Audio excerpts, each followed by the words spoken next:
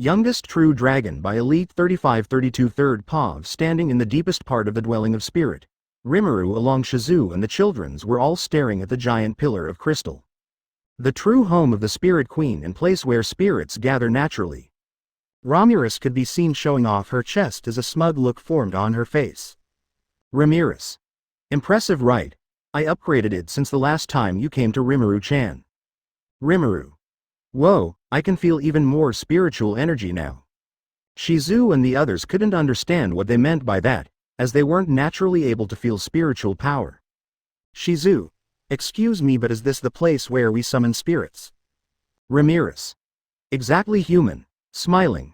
Ramirez was clearly happy to have visitors and people interested in her work or job. She was rather lonely all this time. The group then made its way up to the top of the pillar of crystal where a flat platform could be seen. Standing a few meters from the center, Ramirez whispered something to Rimuru, who nodded. Rimuru. Shizu, go with one child at a time. Once you're at the center, pray and spirit will come if they want.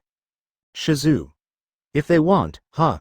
Pondering about it, Shizu realized that there was the possibility that no spirit came at all, and this worried her. But then she saw the confident expression on Rimuru's face. This managed to calm her down and take a hold of her emotion. With more courage she turned to the children who were confused by all this situation. Shizu. Listen everyone. Turning their attention to their teacher, the kids tensed up when a serious expression was displayed on her face. Shizu. You all were fated to die in a few months. But I refused that, and as I promised when we first met, I'm now going to save you. Her words took a full minute before reaching the mind of the children. They froze and soon broke down, not believing her words. Alice. Is that true? Shizu-sensei isn't lying, right? Kenya. There is no way. We were told that there was no way to save us. Gale and Ryota nodded, hesitating now. While Chloe just stared at her teacher silently, her eyes shifted on Rimuru for an instant and she knew. It was true. They were going to be saved. Tears formed in her eyes as she gripped her book tight. Shizu. People abandoned you, yet you all decided to believe in me. It's now time for me to honor this trust. Finally, the children all broke into tears. They went to hug Shizu and cried louder. The Conqueror of Flames startled and soon recomposed herself and returned the hug. All the warmth made her proud of herself. While patting their head, her eyes wandered on Rimuru. The dragon just stared at them with a grin. He was clearly happy for everyone. Ramirez. You look a lot more happy. Rimuru. Is that so? Well, this all is a whole different feeling than the one I felt with my sisters. Ramirez. I see, you change. I guess it's just you growing. Calling you a baby or children isn't accurate anymore. If taken by the cycle of life, Rimuru was now in his teenage, or rather the end of his teenage, where realization and responsibility start to rise in his mind. He wasn't as innocent and pure as he was before. Now he had responsibility, and one of them is to protect this small family he had formed with Shizu and the children's. Rimuru POV. After a long hug, they finally separated and Shizu started guiding the children to summon the spirit. The first one, being Gale, thought no greater spirit was coming. I know Shizu possesses a skill degenerate that would manage to fuse lesser spirits to form a new greater one. But we don't have a way to gather those lesser spirits. If we had a skill that absorbs, it would be another story. I guess I have to put my fang into action. Closing my eyes for an instant, I could feel the worry of Shizu increasing as no spirit was coming. As for me, I gathered star power inside me and quickly opened my eyes, glaring directly at the uncountable spirit who watched us and waited to find a suitable partner. My glare was strong and terrifying enough to pass my message. Come now or I'll personally come to you. Simple and efficient as not even a second later, space distorted and a greater earth spirit appeared before Gale. His form was roughly one of a golem. It didn't stay much after getting a glance from me, exchanging a few words with Gale. He then entered him and immediately stabilized his magicule. Good. Rimuru. I actually never tried spirit summoning. Maybe I should give it a try later. The next child was Kenya, who went ahead hiding his nervousness through an excited grin, but inside panic unfolded. Humans always think negatively. What if everyone succeeds but not me? What if I'm left behind and die alone? That was his thought, or perhaps he wasn't mature yet to think like that. But surprisingly, a spirit came down on its own. Maybe they were still scared of me, so decided to come before angering me. Anyway, this time it's a greater light spirit which is commonly summoned for hero. I guess Kenya does have the potential of one. And it's his dream. The light spirit was annoying and soon entered Kenya after mocking Aunt Ramirez. I wanted to burn it down, but since he is willing to go with Kenya, I rather not. Anyway, the next one was Alive, then Ryota. Both had to get forced spirit, with Alive getting a sort of space spirit and Ryota a mix between water and wind. A dual spirit, that's impressive, if I have to say. He has the same or maybe less potential than Kenya. And finally, last one. Chloe. This is the moment I was waiting. Ramirez. You look very focused now. Are you interested in a little girl? Rimuru. No, just checking something, and no, it's not her body. Ramirez. Teehee. I ignored Aunt Ramirez and carefully watched as Shizu made her way toward Chloe, but before she could start to guide her toward the center, Chloe whispered something inside Shizu's ear. And then shortly after, Shizu called me to approach. I waited for a moment before going toward them. Shizu. Rimuru, Chloe is a little scared, so she needs some support. Can you act like it? Rimuru. Oh sure. My answer made Chloe bloom in happiness as her small arm tightly encircled me. I sighed and just let her do it. We soon were standing in the middle of the pillar of crystal. Now we just needed to summon a spirit. But the unexpected happened as an unmovable pressure hit us, as if the sky started to fall on us. Ramirez and Shizu got startled while I recognized this presence. I looked up at Chloe, who wasn't reacting at all. Her eyes were closed. I shifted my attention back ahead and saw a spiritual body forming. A beautiful lady in a white dress. She had an emotionless expression, but upon making eye contact I could feel some suffering in her. Ramirez. What is that? Shizu. This. Almost speechless, both could only stare at the spiritual body until it finally started moving. Floating toward Rimuru and Chloe, Ramirez quickly reacted and tried to get between them. She could clearly feel that this spirit was dangerous. Ramirez. You think I will let you do it? But as she was about to try to cast her magic, a sudden roar coming from behind stopped her. Her magic broke as she felt a sort of anti-magic getting deployed. Ramirez. Huh? Rimuru. Let her, Aunt Ramirez. Even if she didn't want to, Ramirez had no time to react to anyone. The spirit quickly approached and flew past Ramirez. Shizu too tried to get in the way, but as a being who can't manipulate non-physical things, the spiritual body just flew past her body. Now it was Rimuru and Chloe's turn. The dragon didn't look bothered at all. No, in fact he was happy. This presence and figure. It was exactly what his first partner looked like. He wasn't dumb. This isn't the hero Chronoa, but definitely part of her. Rimuru. Finally, you took your time. He flashed a smirk as the spiritual body went on. A slight smile forming on her face, she closed her head before entering Chloe's body. A trail of her hand patted Rimuru's head before all this ended. Chloe paused, feeling the warm feeling in my heart. No. Is that really my heart? I would more likely said my soul. Limited memories started to fill my brain, my mission. My goal. Until now all I have been trying to do was save this world from destruction. Even so I always felt empty. I wondered why I was fighting. For Leon Ni? Rumin as my friend? Or maybe just my personal satisfaction? I don't know, but I still crept onto this small light again and again, going through countless timelines. But now, I feel like I had found a purpose, a being that was in no other timeline. Perhaps God had seen my despair and decided to ease my burden.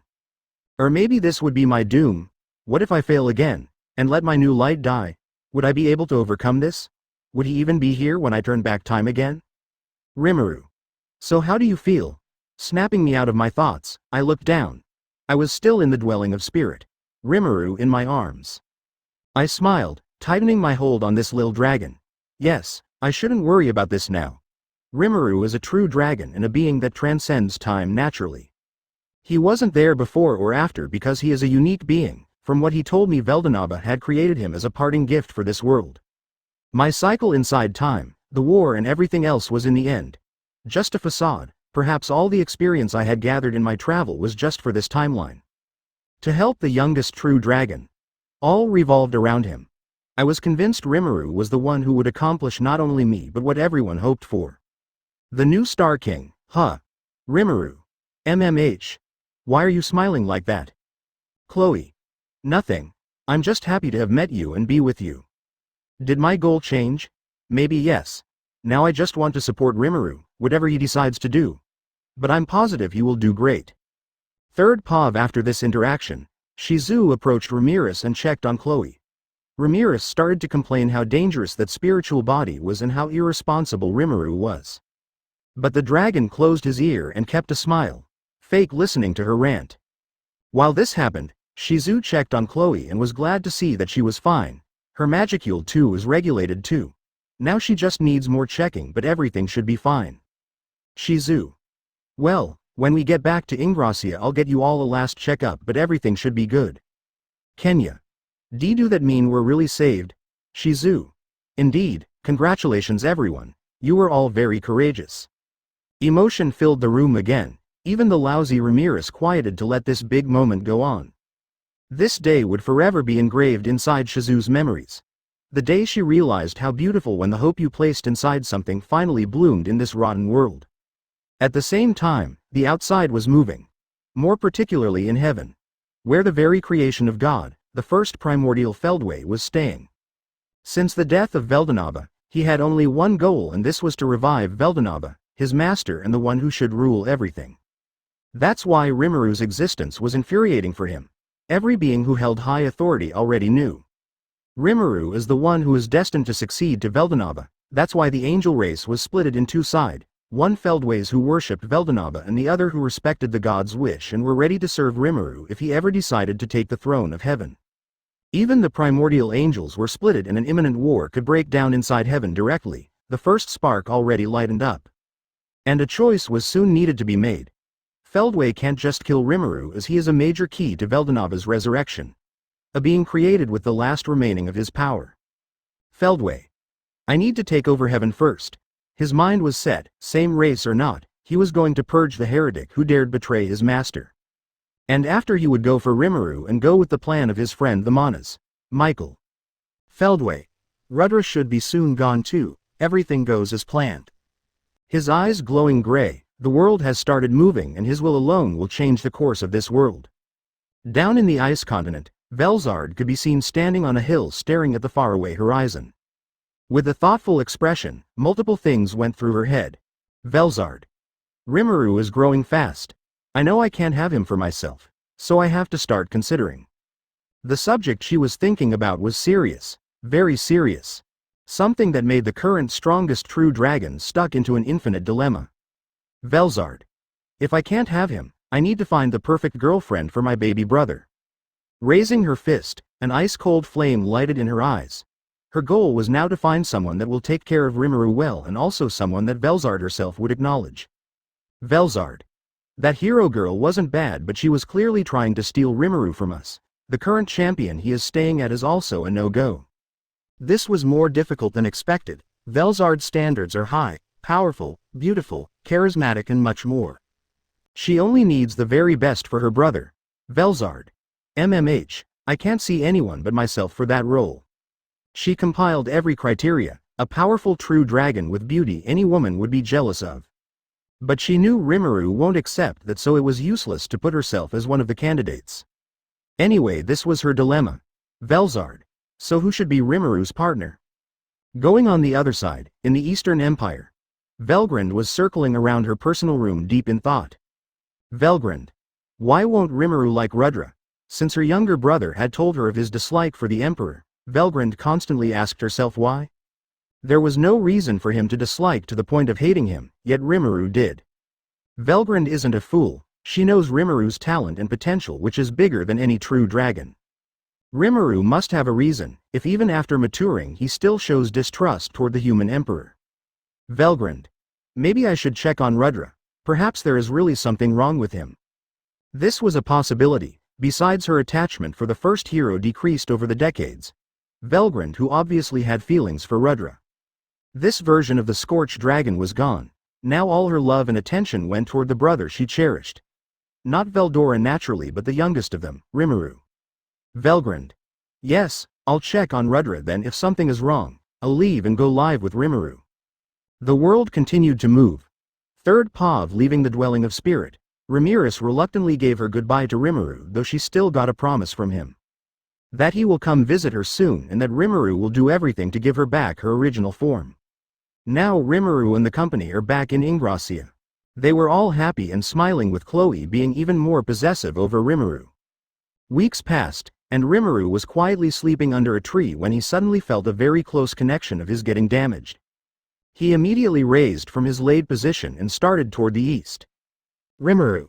Velgrind nay, Velgrind Pav. Doing as I said, I was now on my way to the throne room where Rudra was at the moment.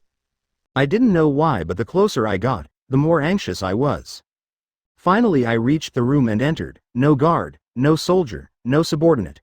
Only Rudra was inside, and upon seeing him, my instinct started to rage. I didn't know, but suddenly I felt in danger. This never happened before. Velgrind. Who are you? Rudra. Hey, I guess those blind eyes of yours finally opened. Smirking, Rudra. No, this imposter opened his eyes and stared down at me. Who do he think he is? Velgrind. This throne belongs to Rudra Nam El Nazca. Imposters don't deserve to sit on it. I growled and immediately dashed at him, my hand directly going for his head, but suddenly I felt pain in my chest. Velgrind. What? Rudra. Oh, I forgot to introduce myself. Mana's Michael, Master of the Virtues, nice to meet you. This was the last thing I heard before having my consciousness banished. Third Pav. Back at Ingracia, Rimuru was now in a state of panic and rage. And by chain reaction, Velzard felt Rimuru's state. At the moment 3 out of the 4 true dragons were mentally unstable. Blizzard and meteor rain happened randomly around the world. Shizu and Chloe felt the anomaly and immediately rushed to Rimuru's side, but upon arriving, instead of seeing an innocent little dragon, they were met with a man with cold eyes. Shizu. Rimuru. What happened? Rimuru. Shizu. I'm sorry, but I need to go. Turning toward her with cold eyes, Rimuru hit the ground with his wings and flew away. This startled the 2 girls, who didn't even have the time to react. Rimuru was now on his way toward the Eastern Empire. Rimuru. I don't know what's happening, but Velgrind Nay is in danger. But suddenly midway, Rimuru stopped and looked ahead as the air itself turned into ice. His older sister Velzard was there. Not only that, but Guy's aura could be felt approaching too. Rimuru. What are you doing here, Velzard Nay? Velzard. I should be the one asking. Why are your emotions rampaging? To her words, Rimuru couldn't believe it. His eyes widened as disappointment filled his pupil. All true dragons have a sort of bond called the soul corridor. They could feel if one was in danger, yet Velzard doesn't seem affected at all.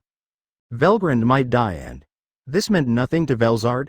This was the very first time Rimuru looked genuinely hurt. Rimuru.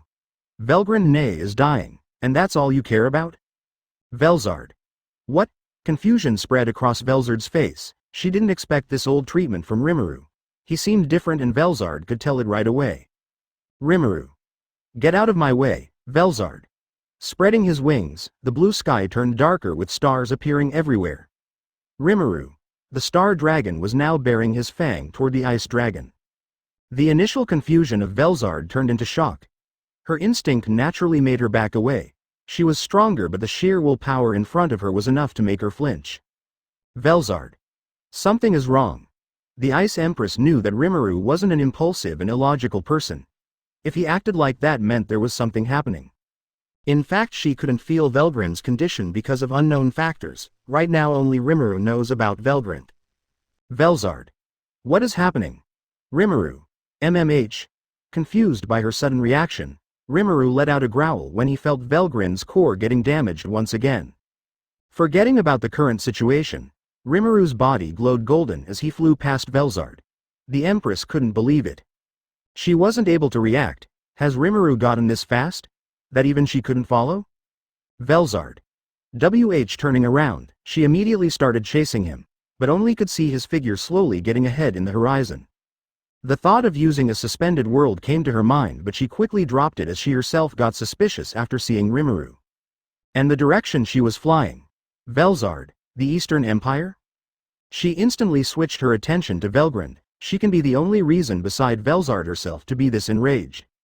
Velzard. Damn it, Velgrind. What did you do? Velzard knew it. Rimuru might have become stronger, but there was no way he could match Rudra, who is one of the strongest beings. Even a true dragon has to get serious to hold Rudra. With that in mind, Velzard accelerated. At the Eastern Empire, Rimuru could be seen flying in the sky like a comet.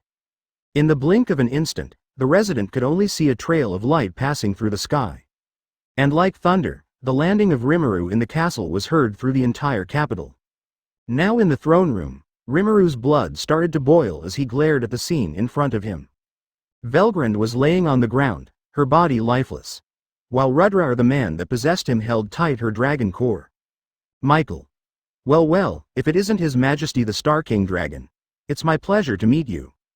Bowing slightly, Michael made the dragon core disappear and turned his attention to Rimuru. But then, in the next instant, Rimuru appeared in front of him, his claw sharp and ready to shred him apart. Michael. You're getting ahead of your capacity, successor. Countering him, no talk was considered, just blood. At the same time, inside heaven, the angels started to clash, a civil war which opposed Feldway's faction and the other who called themselves the followers of the new king. The war was getting more and more violent, with hundreds of angels dying, and among them a few primordials had fallen. Inside heaven only 6 of the original angels were present, Dino being in the cardinal world. Now, the only remaining alive were Feldway, Obera and Zelario, and the followers of the new king were at loss. Feldway's arrival made the battle waver as no one could take him. Right now the ultimate showdown was happening. Obera and Zelario could only watch from afar as both sides clashed. The remaining number were low, but it still generated a chaotic battle. Zelario. This is bad, we are at loss in both number and firepower, and when Feldway enter it will be the end. Obera. Indeed. Tension was in the air, but they both knew. If they started panicking now, it would really be the end. Zelario. Obera, go in the cardinal world and stay on our king's side. Obera. What? Zelario. We're going to lose. But if we both leave our army we'll have no leader and Feldway is going to track us down. Obera. You mean, you want to? Zelario. Yes, LL will buy you some time. Our king is still young and he needs you more than me. Obera could only stay quiet. She bit her lips and turned away. She was primordial and a smart woman. The resolve in Zelario's eyes. Obera could only respect it and let the heaven to him now. In a flash of light, she disappeared. Zelario smiled, not turning away. Taking a deep breath, he jumped in, destroying every rebel in his way. Until he stumbled on Feldway, who had now reverted to his true body. A lost fight. Zelario knew it, this was his end. But at the same time, the smile he let just before closing his eyes eternally, he knew how worthy was his sacrifice. The king he was protecting, the king he had never met yet, still he believed in the successor Veldanava had created. Zelario. I only wish I could have seen the masterpiece of our king with my own eyes. As his chest was pierced by Feldway's hand, all light left his eyes, his end was near. But as his soul was getting crushed, a small light appeared in the horizon. People often say during your death scene you watch your entire life fly in front of you before reaching a tunnel. Zelario was now in this tunnel, but at the end of it, it wasn't that bright light. No, it was a blue one. Someone was there. The presence approached him before words slipped from his mouth. Your end isn't there yet, get up. Like an order, Zelario felt as if his existence was fulfilled. It seemed he had still many fights and years in front of him. Back in the cardinal world, Rimuru and Michael's fight alerted the entire empire with half of the castle destroyed. Velzard was near now. She landed right between the two as they were about to clash claw and sword once again. Velzard. Stop, Rimuru and you. Aren't Rudra. Shifting her attention to Michael, Velzard saw him smirk. For him, Velzard being here was both good and bad news. For one, he needs every true dragon core, while the bad news is that Velzard isn't someone Michael can defeat. That's why he tried to use his dominion to control her. Velzard being a holder of a Virtue Series ultimate skill. But to his surprise it didn't work. Michael. What? Velzard. This power. You are the Justice King, Michael. How can you have an ego? A little surprised, she said. Rimuru. He evolved into Amana's, Ne-san. And just now he stole Velgrund Ne's core. His words registered in the Ice Empress' mind. Her eyes wandered to the lifeless Velgrund, slowly widening her eyes. She now understood why Rimuru was so agitated. Anger flew to her mind as she gave a death glare toward Michael. Velzard. I see, then I shall dispose of you, thief. Michael. Well, it seems I have no other choice but to fight. Feldway isn't here. I need to buy time. Running away would be impossible, but how did she manage to resist my dominion? Making up his decision, fighting was the only reasonable option. Velzard. Rimuru, go check on Velgrund, let Oni-chan take care of this trash. Rimuru. I Velzard. Did you not hear me? Receiving the cold glare Velzard always hid, Rimuru froze and could only nod. He turned away and went to Velgrund. Velzard. Now, you need to die. Finally launching herself at Michael, the Manas could only go receive and tanking the blow of an enraged true dragon. While the remainder of the Empire was turning into ice, Rimuru was at Valgrind's side. Rimuru. A big hole in the chest area and the magicule stopped flowing through her. This is bad. He slowly inspected her body and started to pour some of his own magicule in. This immediately took effect as Velgrund regained some color. Rimuru. This won't be enough, I need Naysan's core. His eyes shifted to Velzard and Michael fighting, if only he could go in and take back Velgrund's core. He felt powerless. Rimuru is a genius and someone who can quickly catch on to reality, and right now, there was nothing he could do. Obara. I will help you, my lord. Suddenly appearing, a presence knelt down beside him and held out her hand toward the scorched dragon. Rimuru. Huh? Confused, Rimuru immediately raised his guard. The view of an black-haired angel came into view. Obara. I'm here to help you, my lord. Bowing her head, she purposely exaggerated her movement to show him that she meant no harm. Using her own power and ultimate skill, even if Obara isn't well suited for healing or support, she was still more experienced than Rimuru. And with her here, Velgrund's condition stabilized. Rimuru. Why are you calling me lord? Once Velgrund was safe, Rimuru turned toward Obara and asked. He was still suspicious of her. Obara. As the last directive of my lord Veldanava, I shall serve the one he chose as his successor. Rimuru. I see. You must be one of the Seraphim, the first creation of Big Brother Veldanava. Obara. Yes, my lord. Still kneeling, first impression is always the most important. She wanted the respect and trust of the new king. And for that Obara wouldn't hesitate on the means to satisfy Rimuru. Rimuru. Why are you here? And shouldn't have you come to meet me earlier? Obara.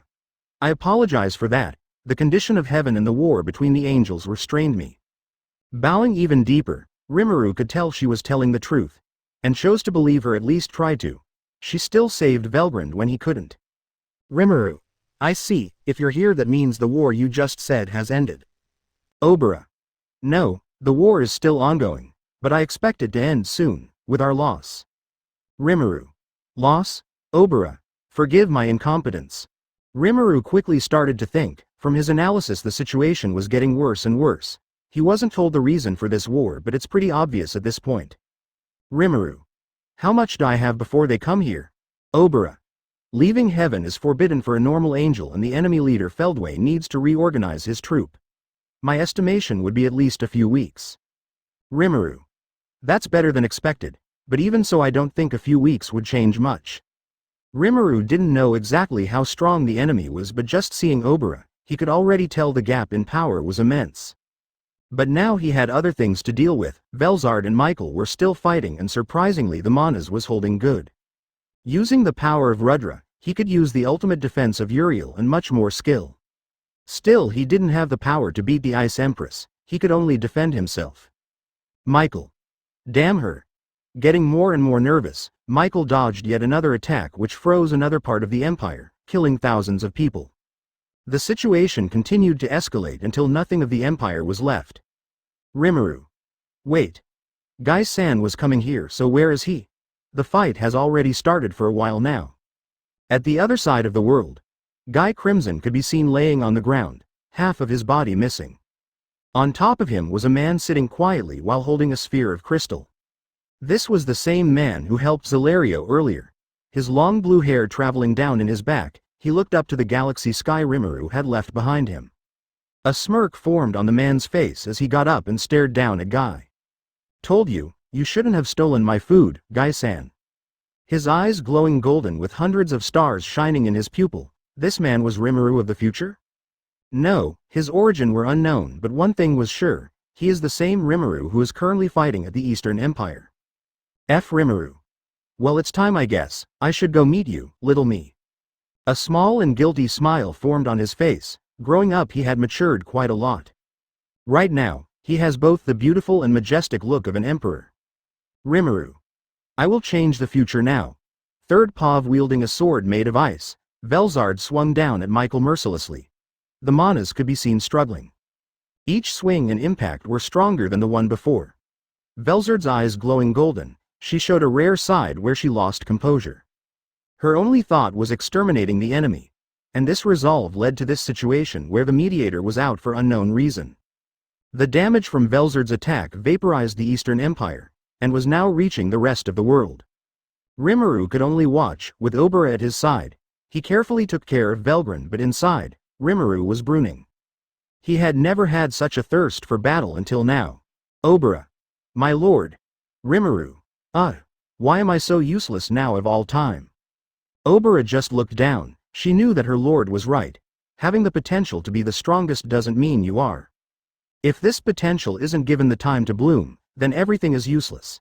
That's why Feldway and Michael are moving faster, because they acknowledged Rimuru as a threat. And if given more time, he would endanger Veldanava's return. But by acting so early, Rimuru was put on a standby for not being mature enough. The perfect moment to attack and get rid of the nuisance. At least that's what Feldway thought. He couldn't predict illogical variables. Inside heaven, Feldway couldn't believe what was happening. The man he had just killed, Zelario, was back to life. His soul was crushed, yet he stood there stronger than before. Feldway. How? Zelario. I see. Well, unfortunately for you, Feldway, our lord already ascended. Staring at the sky, a small smirk formed on his face while Feldway's frowned. He was confused but immediately took action. If the first time didn't manage to kill him, then the second will. Feldway. Die. Reaching for Zalario's chest, his hand was about to pierce him once again. But to his surprise it didn't work. His hand stuck on Zalario's armor. The shocking sight made Feldway boil in rage. This body of his was made by Veldanava himself. And right now, a mere angel managed to overcome its durability? Feldway. You. Zelario. And it seems this new body given to me by His Majesty is even more durable than Lord Veldanava's. The truth is that during his comeback and short interaction with future Rimuru, the youngest true dragon granted him a new physical body to replace the one that was destroyed by Feldway. And it seems Rimuru created a body even stronger than Feldway's. Feldway. You bastard! Raging blows were sent to Zelario and another clash started. But this fight turned short as the heavenly blue sky that was tainted with red during this war.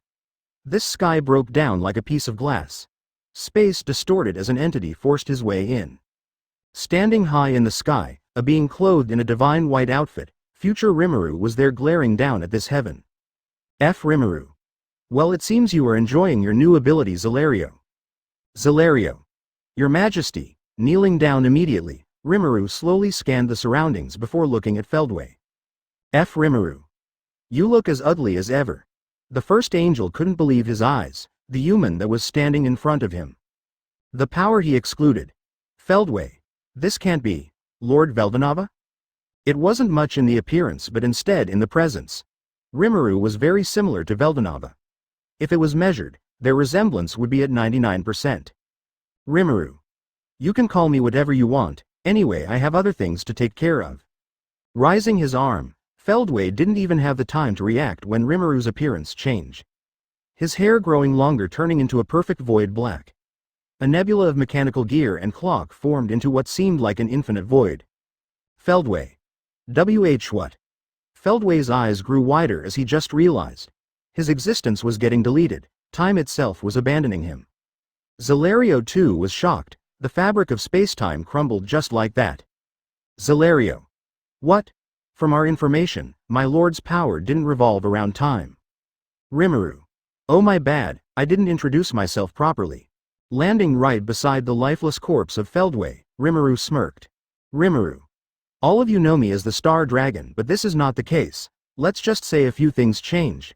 I am the ancestral time dragon Rimuru von Kronoa. Starting his full time, even more question raised. But Zelario had to wait before asking them as Rimuru immediately started leaving after kicking Feldway's body aside. Rimuru. What? Are you not coming? Hearing the voice of his master, Zelario broke off from his thoughts and went to follow the time dragon. Zelario. May I ask where we are going? Gathering all his might, he asked. To which Rimuru's smirk widened before freezing Zalario's nerves with his next words. Rimuru. We are going to the spooky palace. Zelario. The spooky palace, wait, you mean? Rimuru. Yes, don't you think Ivaraj deserved to take a small walk outside? Zelario couldn't believe what his ears, but one thing was sure, this Rimuru wanted to free Ivaraj. But the angel couldn't say anything as his body moved and followed the dragon's order, even if it was against his will. Shortly after the two departed, Feldway's lifeless body flinched before regrowing his head. Feldway. Damn it, what was that? Confused and stunned about the situation, it seemed Rimuru had spared him. This infuriated Feldway and he immediately started to plan a revenge. But right now the main matter is to join Michael and get Veldanava back. Feldway. You will pay Rimuru. Back in the material realm, Michael was getting really damaged as he had no one arm left. Velzard didn't seem to calm down, but eventually things turned around as space distorted and Feldway descended from heaven. His pissed-off expression sent dread on the entire battlefield. As his eyes wandered around, he first noticed Velzard and Michael, who stopped fighting, now staring at him. Feldway then noticed the youngest true dragon. It wasn't the same person he had met a few minutes ago. No, right below him was a weak true dragon who impersonated Veldanava's title. Feldway. You damn brat. Roaring in anger, an absurd amount of magicule left his body, destroying the already broken surrounding. Even if Feldway only had a small portion of his original strength due to future Rimuru, he was still strong enough to take on everyone present. Feldway. I'll deal with you after her. Gritting his teeth, he turned toward the Ice Empress and urged his way there to help Michael. Activating the suspended world, he instantly reached Velzard, startling her. Velzard Pav. When he first arrived, I was startled. This appearance was the same as Veldanava with just the clothes and some different physical traits. The shock was so big that I stopped my rampage wondering who was this. Feldway, the first creation of my late brother. Velzard. Did Big Brother made a replica of his human form? However, I didn't get much time to think as my instinct kicked in, forcing me to back away as suspended world was casted. Instantly after, I barely managed to dodge Feldway's hand. He was clearly aiming for my throat. Velzard. You. Feldway. TCH, if it wasn't for that damn bastard I would have ended you right there. Is he implying that he is weakened? His movements are fast but I can still follow them, but can I defeat him? Michael is also still there, a 2-on-1 would be dangerous now. And Rimuru can't even help me because of suspended world. I should break the time stop and allow him to run. Feldway. I won't miss the next. My eyes widened as a flash of light blitzed right in front of me, sending a sharp and heavy blow on Feldway's body. Velzard. Ah. Rimuru. But how could he move in a suspended world? What was that speed? My eyes nearly popped out of their socket. I looked down where my little brother was initially standing. Velgrand and Obera's body were frozen in time. Velzard. How can you move? Rimuru. Nay-san, are you okay? Rushing to me with a worried expression, Rimuru hugged me while checking if I had any injuries. How pathetic of me. I let my guard down for a stupid ghost and now have the person I swore to protect saving me. Velzard. I'm fine, Rimuru. Anyway, how did you overcome the suspended world? Rimuru. Suspended world. What's that? He doesn't know. How right, I still haven't taught him that. Velzard. I'll tell you later. Explaining it now would be too long and dangerous, now that I think Rimuru's hair and body are glowing gold. Like a star. Did he activate his unique skill? Then that would explain a few things. The longer the skill is active, the stronger Rimuru gets. The potential is as large as the number of stars that it's in the sky. And early Rimuru generated stars on his path. Does that mean he can actually create power to increase this same power? No, something like that shouldn't exist. It would literally create an infinite source of potential. Anyway, for now, I have another thing to do. I'll see for Rimuru's power later. Velzard. Rimuru, Feldway isn't out yet and Michael is still standing. Your power isn't enough, so support me. Rimuru. Hi. Suddenly I felt uncomfortable, as if destruction and malice itself was released. I shook my head, dismissing those thoughts. Velzard. Still this feeling. Third Pav inside another dimension. Everything was getting destroyed, not only the dimension in itself but the neighboring worlds too, as an evil dragon cladded in purple flame brought destruction. Ivaraj. The world destroyer, the threat that Veldanava himself had to seal. He was just released from his prison and now rampaged mindlessly. Rimuru. Hey, he is more excited than I thought. Watching the evil dragon from above, the time dragon just smirked, not particularly enjoying the views.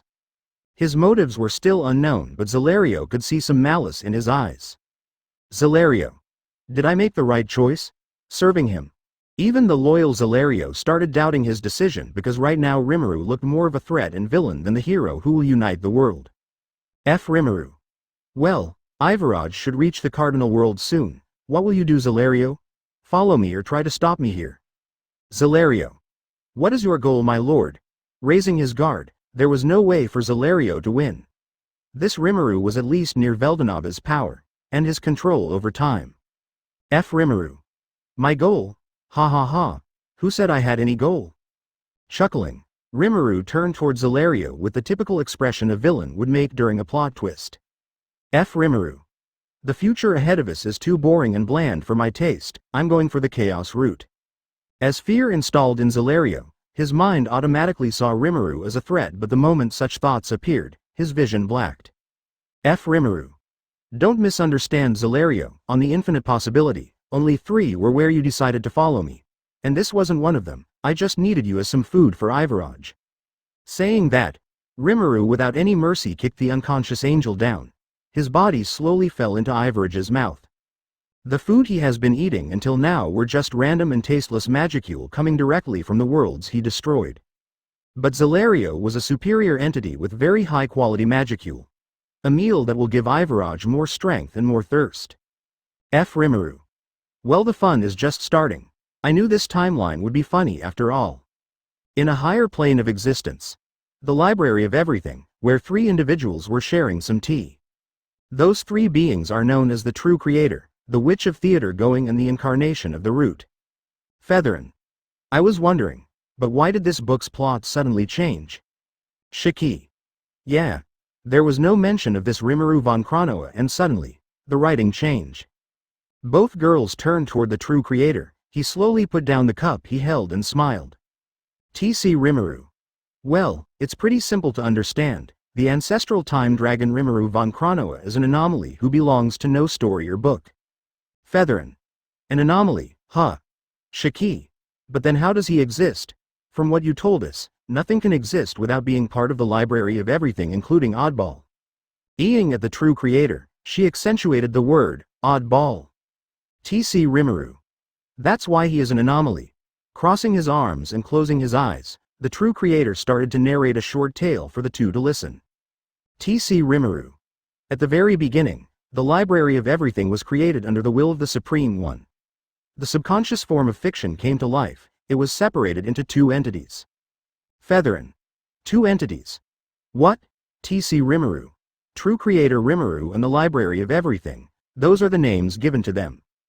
This information came like a thunder shock. The Library and the True Creator are the same original entities, just separated to serve their own purpose. TC Rimuru. The Library of Everything went on generating an incalculable number of books while the True Creator gave birth to primordial concepts. Shiki. Primordial's concept. TC Rimuru. Original concept that even the highest deity is bound to. Death, life, space or time. Being that transcend everything and turned omnipotent mean nothing to these superior concepts. The case of such character dying already happened. That's why a hierarchy among concepts itself exists. Meta-concept being the name given to this ultimate form of natural law. Shiki. Ancestral time dragon, the very own concept of time, huh? Featherin. Where would you put those concepts compared to us? Featherin was curious, after all, since she reached this new place of existence. Everything classified and made her think no one beside the True Creator and the Supreme One were above her. TC Rimuru. In terms of power, well, the hierarchy was always meant to be that way. The Supreme One followed by the incarnation of fiction, then the personification of concepts, and you 2 come there on the 4 spot. Shiki. 4, Well, it seems we learn every day even after being here for eternity. She chuckled nervously. This was clearly something she didn't like. Having for so long being even superior to her. Even more when the numbers of these beings are unknown. TC Rimuru.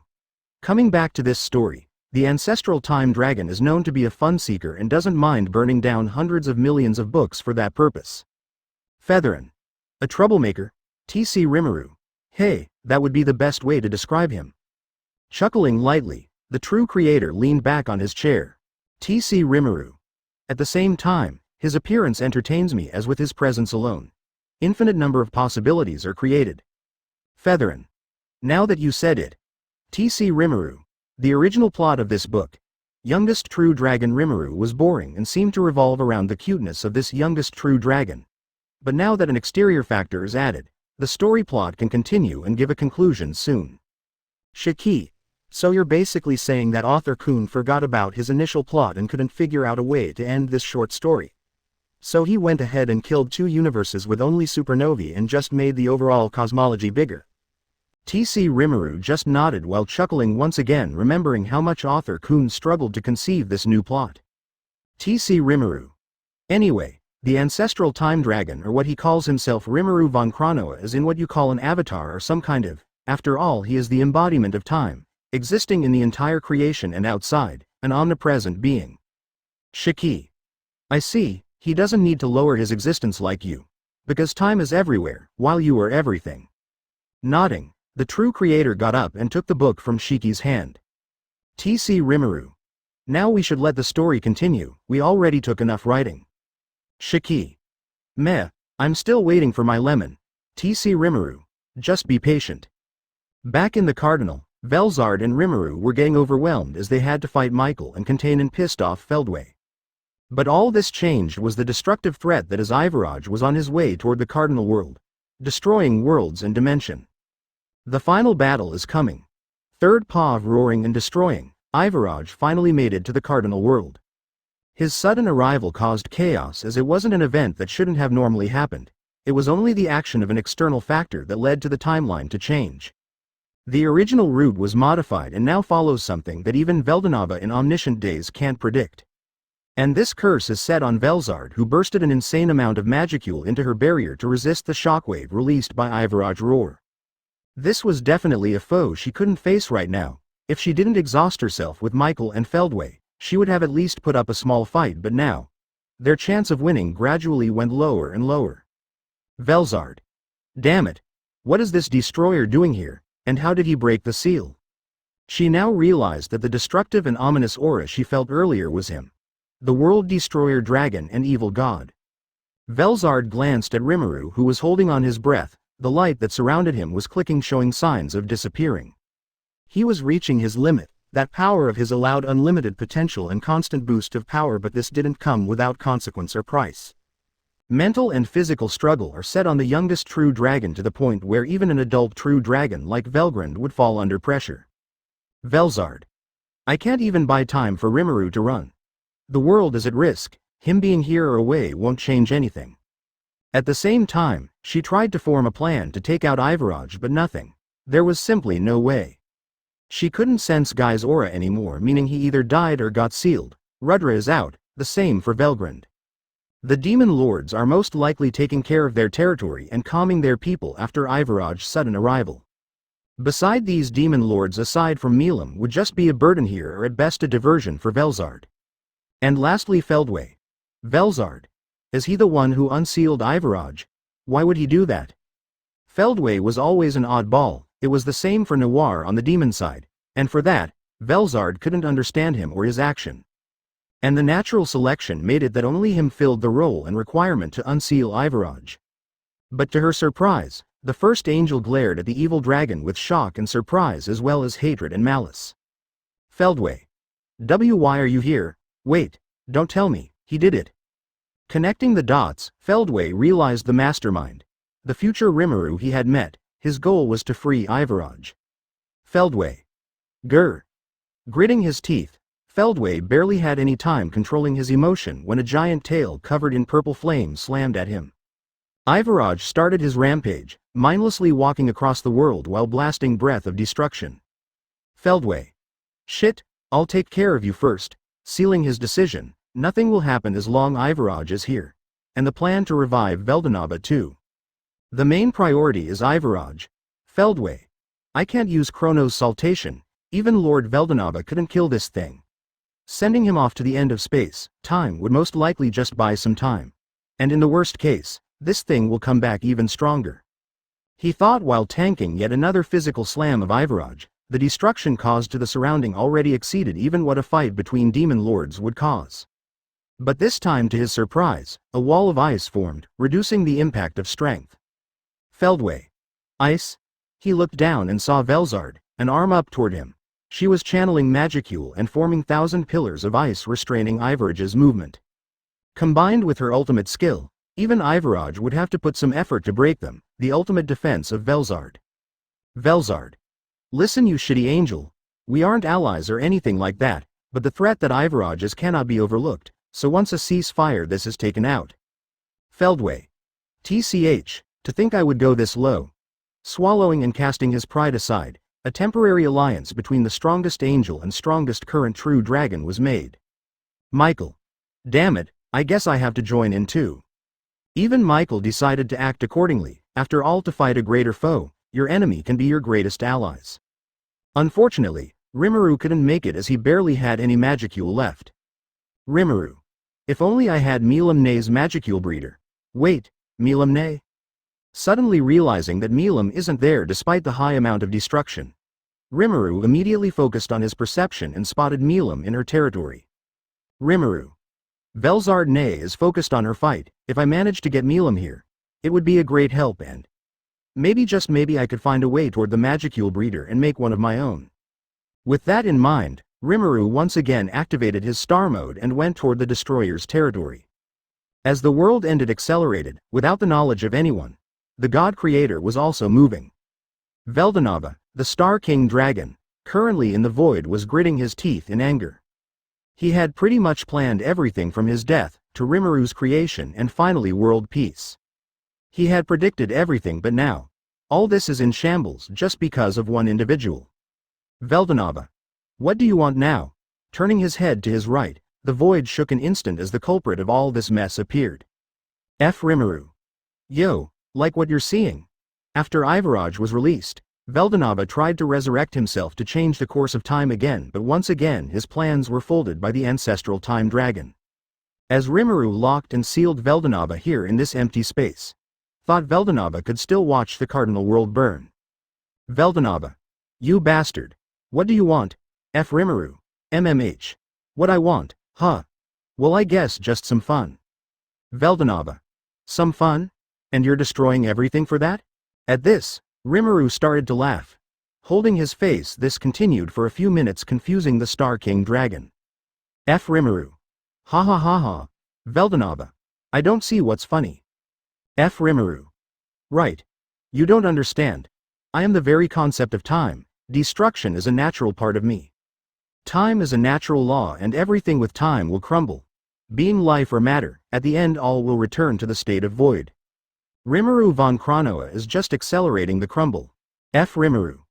Now be a good lizard and wait, have a good time watching the cardinal world burn.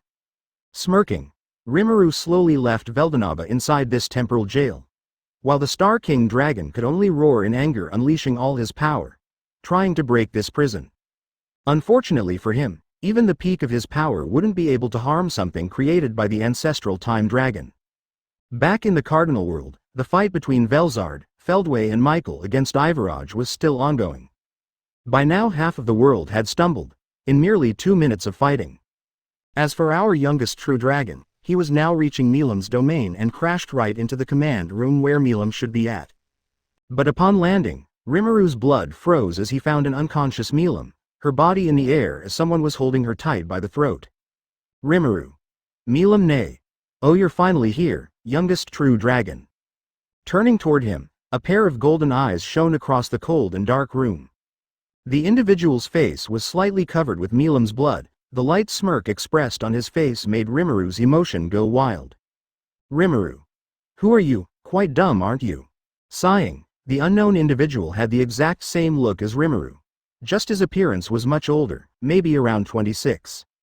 As you guessed, Rimuru von Kronoa. Just after leaving Veldanava he took care of Milam and planned his meeting with Rimuru here. Rimuru. Why you? Rimuru. Well, if you won't move I'll end this little lowly right now. Raising his left hand, he was about to assert a killing blow to Milam, Rimuru instinctively reacted as his body started to glow gold. Charging forward, Rimuru smirk widened. Rimuru. Congratulations, youngest true dragon, you just evolved your unique skill. It isn't a big deal yet but already splendid to see. Rimuru didn't bother to listen as his mind was flowing with bloodlust, but right now his unique skill evolved. The aura enveloping his body was slowly turning deep dark blue with thousands of stars in an ocean of stars. This new power is called Abyssal Star Mode. The effect on the user is an absurd boost of all his capacity as well as a way to directly interact with information particles. Rimuru. All this power despite still being a unique skill, haha. That's why this book is boring. If I let everything go normally, you would have just evolved further and made that overpowered skill into an ultimate one. And everything would be done. So boring. It's true, normally Rimuru would have continued to live happily with Shizu and one day managed to evolve his skill. Not by sacrificing soul or destroying countries. No, just with the help of his sisters, Ramirez and more. He would have naturally become strong enough to build up that peaceful world. This was something that infuriated Rimuru von Kronoa. After all, he could already see the end or parallel end of this plot. And all ended boring, that's why the ancestral time dragon decided to enter and change the plot. Rimuru. Shut up, I'll rip you apart. Baring his fang, in an instant Rimuru dashed through the room ready to do as he said, but then, the world turned gray. As a golden clock appeared in Rimuru's right eye, as his title suggests, Rimuru von Kronoa is time itself, and right now he showed the lowest level of time manipulation. Everything froze in a radius of. In an unlimited radius, right now a simple suspended world was activated, but this was enough to stop Rimuru's charge. Or at least that's what Rimuru thought. Rimuru. Like glass shattering, Rimuru broke through the time stop and continued his charge. Rimuru's eyes widened as an event that he didn't foresaw happened. Not defending himself, he was soon sent into another room on the other side of the mountain, leaving a giant hole and a screen of dust behind. After sending the menace away, Rimuru quickly caught Milam and reactivated his abyssal star mode and flew away to a safe area. While doing so, the suspended world faded away. Rimuru von Kronoa Pov.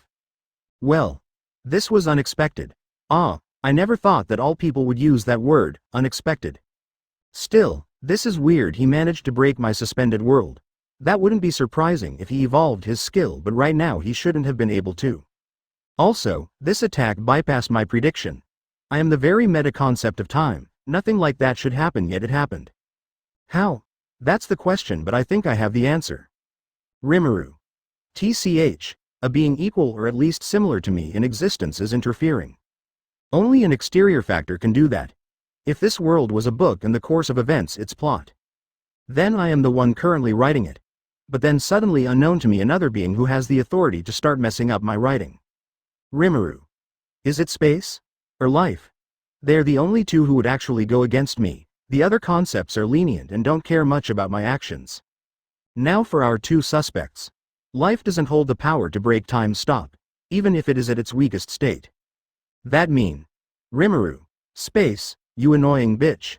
Third Pav, his eyes glowing in rage. A second clock appeared. Both eyes shone before an explosion cleared the mountain, destroying the entirety of Milam territory. The dust generated by the sudden explosion hid an ominous shadow, as a gigantic body slowly grew from the center. Rimuru von Kronoa was turning into his dragon form. A giant western dragon with golden scales, and beautiful mechanical wings. The gears moved accordingly like a clock inside his wings. Along that a clock was encrusted on top of his head. With sheer size, this new dragon was a dozen times bigger than Ivaraj. His claw alone could crush an entire continent. In rage, two glowing red pupils appeared in his eyes. The dragon soon set sail, as a single flapping of his wings annihilated most of the cardinal world's surface. Rimuru. Come out, space. I'll show you the consequences of wasting my time. Time exists everywhere, but without space it doesn't. While space exists but doesn't work properly without time. This paradox made Rimuru von Kronoa and the meta-concept of space hate each other to the highest degree. And this hatred will befall on the cardinal world. Velzard Pav, our fight was getting worse and worse. Feldway is strong, I have to admit. But this Ivaraj keep getting stronger. To the point where it's getting impossible to hold him anymore. My power is running out and this monster is still growing. Velzard. TCH, is there really no hope?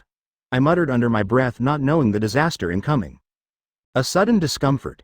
It wasn't the evil feeling I felt from Ivaraj, rather than that I felt something more mystic and dangerous.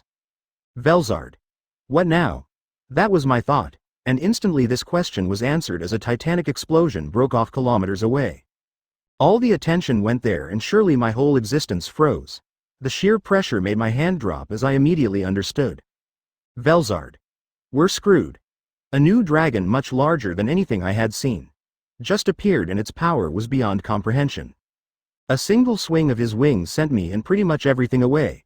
At this point, who cares about the cardinal world? Just surviving this would be enough. But it seems this opinion wasn't shared by the mindless Ivaraj, who instead of running, charged toward the newcomer. I don't know if Ivaraj acted on instinct or fear, but he just went ahead, to his doom. Third Paw Velzard's eyes widened in fear when the clock on the new dragon's head started to move. In an instant, an hour or even days, Velzard couldn't understand. It was as if the notion of time became irregular to the point she couldn't understand it anymore. What's sure is that Ivaraj was affected by whatever attack the time dragon launched. He went on multiple transformations. His time accelerated and at the same time slowed. Past, future and present collided with each other. The sudden change in his time made Ivaraj self-destruct until nothing was left. Time paradox. The power to manipulate time at an omnipotent scale. Altering past or future, nothing which requires the aspect of time to escape this skill's authority. Ivaraj was just the victim of such an attack and was destroyed naturally. This term would be more logical as time is a natural concept. So Ivaraj dying here was like a natural death, not one caused by a specific being. Velzard. What the? Feldway. Just like that. Even these superior beings could only stare. All hope was crushed inside them. This was truly a catastrophe. Michael was in a similar state, not understanding how such a beast existed. Michael. Lord Veldanava. How can this be? He was the most miserable of all of them. But this misery will soon end as he was casted as the Time Dragon's next target. Turning to him, Rimuru von Kronoa once again activated the clock on his forehead and set yet another victim.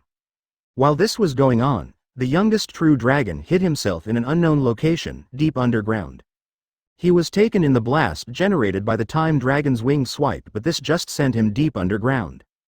He then used his power to create a small room where he could treat Milam, or at least that is what he wished. The pink dragonoid was in a critical state. In fact, she should already be dead, but the Time Dragon maintained her alive by stopping the time of her death. But now all this was gone, and Milam was succumbing to her injuries. Rimuru. Damn it. I can't do anything. Even spirit healing doesn't work. In this room, there was no air, no water or any kind of tool which would have helped. There was no hope. And Rimuru slowly realized it until the ray of hope broke through space and reached Rimuru. Not just the hope to save Milam, but the hope to return everything to its original course.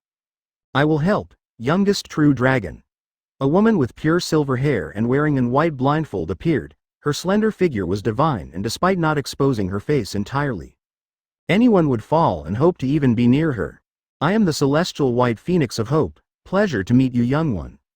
Introducing herself, she was a concept like Rimuru von Kronoa. She was the concept of hope, and wife of space. Like the others, they decide to take a new identity or name along with a title to introduce themselves. Urumir, the hope that this world waited, third part. Standing in front of the youngest true dragon, Urumir, the concept of hope slowly reaches out her hand to Milam. In an instant, her wound healed as a comfortable pure light enveloped her body. Rimuru could only stare with amazement. This light was comforting and warm, calming every single cell and particle inside him. Once Urumir was done, she got up and looked at Rimuru with a warm smile. Urumir. Young one, get up, your fight has just started. Rimuru felt the need to obey. He did as she said, turned into his human form and got up. He was still shorter than a normal human adult as his size barely reached the wrist of the goddess of hope. Rimuru. But what am I supposed to do? I can't even save Milam, nay, and this guy. Remembering the few intense seconds earlier when he faced the Time Dragon, Rimuru wasn't in the right state of mind, but now he was. He knew he stood no chance against him. Urumir. You sure have no chance of winning, at least naturally, but you aren't alone. Patting his head, Her hand glowed for a brief instant. Just now Rimuru felt it, the hope of everyone. The despair that circled the world is just the exterior of the world. Inside there is always a small shine of hope, even if it's at the limit of an existence. At the end this light just disappeared, not out yet. Rimuru now just felt it, what everyone was deeply waiting for, someone to save the world. It wasn't just the remaining people alive. The chaos known as Rimuru von Kronoa was now a threat to the otherworld and cycle of reincarnation as well. Dead or alive, everyone was secretly hoping for this hell to stop. Rimuru. It's so warm and beautiful. Urumir. Indeed, you just got a glimpse of hope. Smiling proudly, she retracted her hand and continued to stare at the young dragon. It seemed hope revived multiple emotions in him. The will to fight and win. Not only for him but for everyone, this was the responsibility of Rimuru. Rimuru. I see. Tell me, how'd I win against that bastard? Looking up, the flame of determination was present inside Rimuru's eyes. Failure was not an option now, but neither doubt nor despair. Urumir. Well, I won't be able to help you much as hope is merely a lower concept, but my husband will help you. Rimuru. What, Urumir? Hope isn't something that can beat time. Among the only few capable of doing so is space, the natural counterpart of time. A light smirk formed onto the goddess of hope's face. Even among concepts there is a hierarchy. Natural concepts are independent and thus naturally more important and powerful. Hope is only a concept meaningful to conscious beings. Her power and authority are limited. A piece of rock has no hope after all. Urumir. So let's start your ultimate evolution, youngest true dragon Rimuru. After saying those words, the world seemed to have stopped, not the time but space. Present, future or past. The entire course of space stopped functioning, leaving only the ancestral time dragon. As he understood what was happening, Rimuru von Kronoa's rage increased, destroying the fabric of emptiness itself, searching for space. Coming back to Rimuru, he was watching an unbelievable scene. Space itself formed a sort of parallel dimension, a sort of seal totally hidden from the time dragon. Space in front of him then distorted and multiple bubbles appeared. All of them had immense power leaking out, spreading through the parallel dimension. Rimuru. What is this? Urumir. It's unfortunate, my husband isn't really sociable and doesn't wish to show himself to you, so I will explain. Approaching the bubble, Urumir stretched her hand and slowly caressed one. Urumir. Those are other worlds, but not like your usual otherworld. Each one of these bubbles are stories about other versions of you. Rimuru. Other version. Urumir. One is a primordial demon, another is a hero, another is a slime. You don't need to know everything, but there are as many versions of you as stars in an infinite sea space. This was confusing, but Urumir didn't let Rimuru the time to properly process. This wasn't something he was bound to know, as she said. Urumir. Every Buble present is a version of you who is willing to help, and through space itself they will give you their power so you can fight time. Rimuru. The power of another version of myself. This was still confusing, but it seemed his genius mind was catching up. Hope was there to give him the will and courage to fight Rimuru von Kronoa. While space was there to give him the necessary power, 100,000 or maybe billions of different forms of Rimuru were there. The youngest true dragon was going to become the receptacle of all this power. Rimuru. I see. If it's what it takes to win, then let's do it. Urumir. Good, but I must warn you, even with all this your chances of winning are merely below the 1% thought above the absolute null. Rimuru. That low. Now this was confusing him. Why would they help him if he can't even win? Even after all this. Urumir. Don't worry, you see, contrary to time, neither me or space possess the ability to be omniscient and all-knowing. She went on explaining, space had an advantage over time when it came to a pure confrontation because time cannot exist without space, as space is the foundation of everything. Without space nothing that gets affected by time would exist. While space can exist without time. That's the biggest difference between them. They have their own quality and power. Restriction too. Time can alter a story much better than space, who hold limited authority. Urumir. That's why we decided to bet on you, but if you fail, space will descend and take on time himself. With these words, the fate of the world was set in a bet. Rimuru agreed and went through the process, receiving billions of powers, magicule and skill. He received constant evolution and soon broke through the limit of the world. Imperial Star Dragon Rimuru was born. Rimuru von Kronoa, paw of this damn bastard. sealing space itself so I have no way to pinpoint the cardinal world. What worse is that I can't go all out or I risk to rip this story apart. And if that happens, the true creator is going to be angry, and as my direct superior, I can't guarantee my own survival. I frowned lightly as I remembered how I met him the first time, when the very first drop of time was created. That cold stare of his, I rather let myself die and indulge the entire creation in an eternal loop without time than going against the true creator. Anyway, coming back to the story, I can't get out of this prison. I already destroyed layers of emptiness, yet it doesn't end. How annoying of you, space. I can't even travel back in time or reverse it as the fabric of space stopped. What is his plan? I also felt hope. If they wanted a direct confrontation, they would have already come. By not doing so, they keep me here and gradually damage the book known as Short Story, Youngest True Dragon. And space is too much of an ass stuck to do that. That would mean they are actually preparing something to fight or stop me. And the only one coming to mind here is the youngest true dragon Rimuru. Rimuru. Are they seriously thinking of sending a brat against me?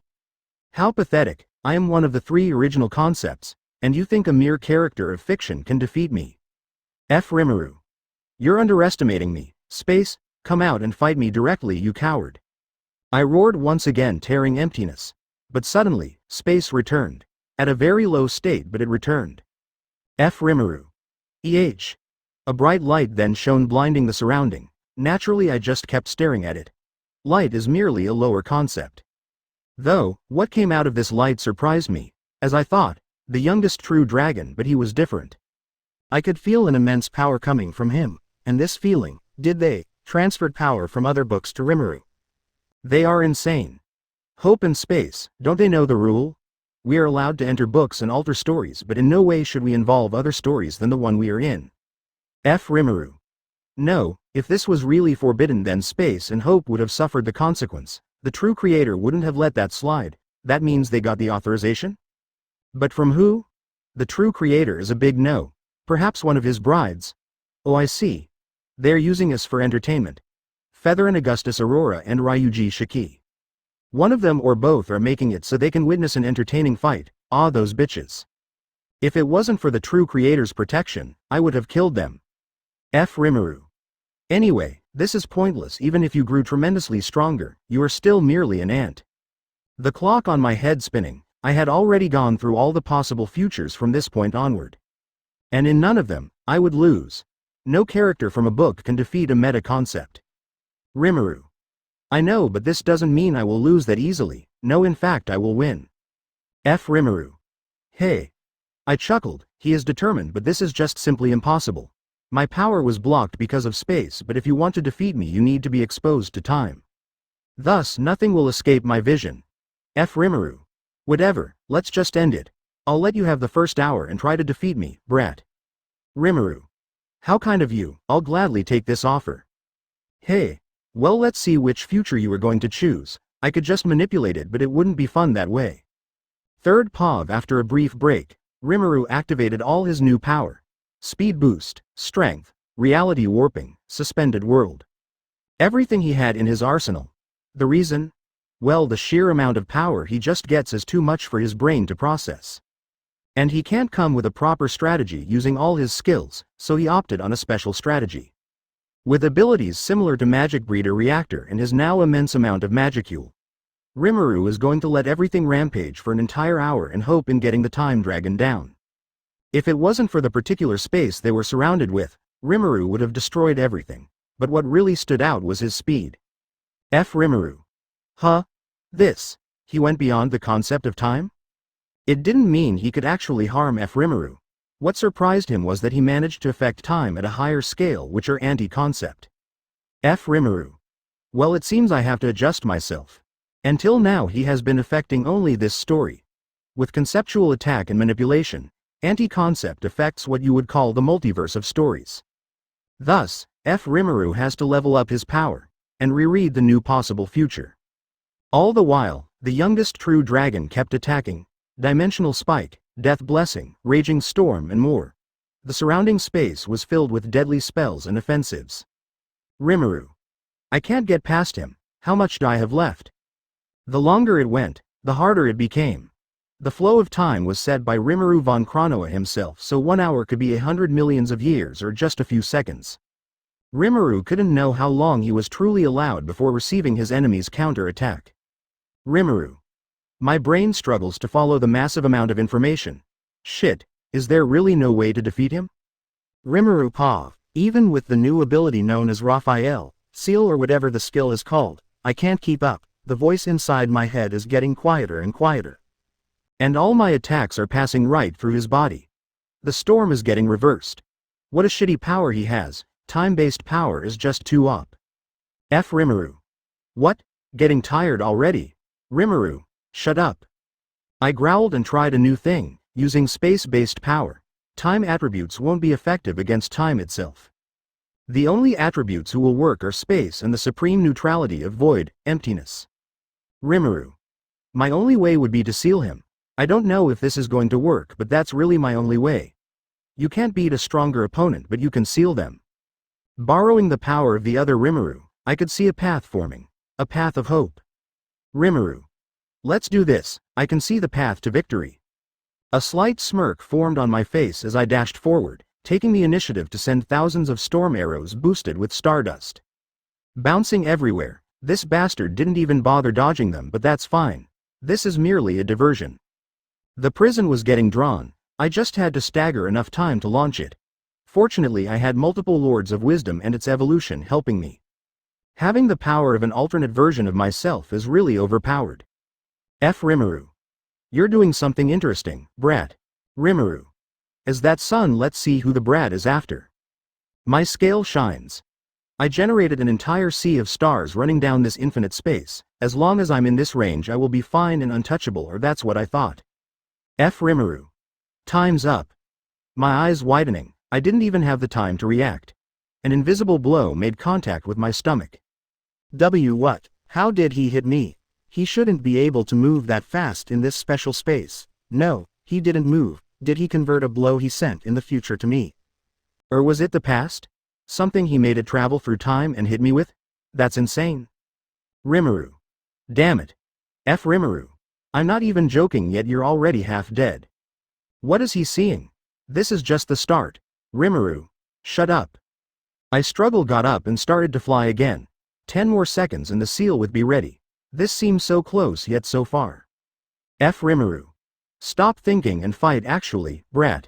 The arrogant tone of his voice triggered me. I swear I'm going to. My train of thought was interrupted as below us, a giant magical circle appeared. The seal. It's ready. Rimuru. Hey, I didn't expect it to be completed without a problem. This is going a little too smoothly. Is there some kind of trick? Rimuru. Anyway, let's wrap this. Imperial Star Seal. F. Rimuru. Fufu. Third paw of the prison seal activating, Rimuru smirked. All went smoothly. Chain and bar formed through space itself, leaving no opening, normally. His eyes glowing, the ancestral time dragon didn't move, rather than that the clock on his forehead started to move regularly. When in normal cases, time moves from the past to the future. In rare cases the future is reversed toward the past. But now the two phenomena were happening at the same time. It already happened earlier when Rimuru von Kronoa was rampaging, but now with the presence of an active space. The effect are radical. Rimuru could feel his present, past and future getting mixed along, that the prison seal was shattered brutally. F. Rimuru. Hey, that seal wasn't bad. I guess the seal and Raphael did a very good job. The seal was essentially made with space attributes, so F. Rimuru could manipulate and break the seal. But unfortunately those calculations were half right. F. Rimuru. What they didn't include is some shitty trick like that won't work against me. Roaring, Rimur was sent off deep in this infinite space. His consciousness was barely holding. His past was shattered, his future was hopeless, and his present was defeated in a single attack. This was the end. The youngest true dragon lost. Ah, really, this is so annoying. F. Rimuru. I guess you're finally showing yourself, space. Turning around, the time dragon faced a giant Leviathan-type dragon. Its body was transparent with seas of space, nebula and universe flowing. The astral space dragon, incarnation of the concept of space. Well, since you got yourself a name, I should too, don't you think? F. Rimuru. Do whatever you want, coward. Coward? No, just call me Rimuru von Spacia. F. Rimuru. Hey, you copied my name. S. Rimuru, and you copied the true creator. A silence followed. Space and time glared at each other, but before any of them could make a move they both froze. F. Rimuru. TCH. I guess I have to stop there. S. Rimuru. Indeed. Thought you accomplished your role to perfection. F. Rimuru. My role? Sighing. Space started to evaporate. He just appeared to close this story. This whole ending was particular due to time's appearance. But normally Space would have intervened early and stopped time before he could cause too much destruction. This time, however, Space was ordered to wait, by none other than Featherin herself, as the partner of the true creator. Even if she was weaker than the meta-concept, she still held more influence. Thus she had asked Space to wait for Rimuru von Kronoa, all this for entertainment. F. Rimuru. I see, so I was played like a fool, huh, this damn bitch witch. S. Rimuru. Don't insult her too much, it was beneficial for you. Anyway, don't forget to repair and return everything back to normal. These were the last words before Space totally left. Time stayed for a bit longer before sighing and doing as Space said. The clock on his head reversing, Space and time came back to normal. Rimuru too, his was totally repaired and remained as the only one who has memories of this chaos. The rest of the world just remembered Ivaraj coming, and then on a collective effort from Rimuru and Velzard along Feldway and Michael they killed the evil god. Years passed and Rimuru was now sitting on his throne, inside a temple built for him after the world acknowledged him as the new god. The Imperial Star King, Rimuru. By his side were his two precious sisters Velzard and Velgrund. The three of them were waiting for their subordinate's report. Velzard. Are you sure we can trust him? Rimuru. Why do you still ask Ne-san? It's been years since he started serving me. Velzard. Well, I just got a bad feeling. Sighing, Rimuru just looked down, after surviving the tragic event known as Rimuru von Kronoa. Rimuru learned how important his family was truly, Velgrund and Velzard. They were his most precious thing. There was also Chloe and Shizu, and now most of his new subordinates and followers. The youngest true dragon truly matured. Rimuru. Don't worry, besides I have my two Ne-san to protect me if anything happens. Smiling brightly, once again the once cute little dragon managed to hit the heart of beautiful ladies. Velgrund. Kya, so cute, Velzard. Even if he matured he is still my cute little baby brother. Both melting in sweetness, their doubt washed away, they just hugged their little brother spoiling themselves. Suddenly the door to the throne room opened and multiple individuals entered. Feldway. My lord, I have returned.